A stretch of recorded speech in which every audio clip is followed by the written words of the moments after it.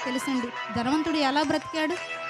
ధనవంతుడు తనకిష్టమైనట్టు బ్రతికాడు కదా! తన సుఖానికి తనకి ఏది తోస్తే ఏది కావాలంటే అది తనకిష్టం వచ్చినట్టుగా బ్రతికాడు.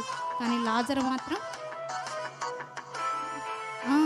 తినటానికి కూడా ఏవి లేని దారిద్ర్య స్థితిలో బ్రతికాడు గదండీ! అయినప్పటికీ దేవుళ్ళో బ్రతికాడు గనక దీన స్థితి అయినప్పటికీ కూడా అబ్రహాము రొమ్మున ఆనుకొనుటకు వెళ్ళిపోయాడు.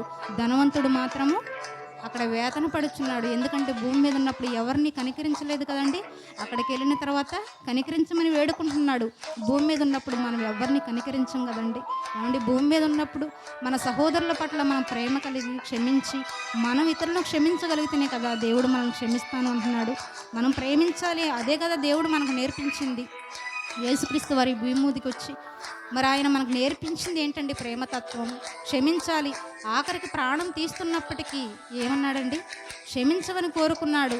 ఆయన ప్రేమ ఎక్కడ? ఆయన మనసు ఎక్కడ? మన మనసు ఎక్కడండి? నిజంగా ఆయన మాదిరి ఉంచిపోయాడు అంటున్నాడు.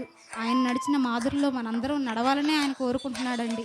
దేవుడు ఏ లక్షణాలైతే మరి యేసుక్రీస్తు వారు కలిగి భూమి మీద నడిచారో అదే ఆయన బాటలోనే మనం కూడా నడిచి మరి మన ఆత్మలను మనం రక్షించుకొని దేవుని చెంతకు చేరాలని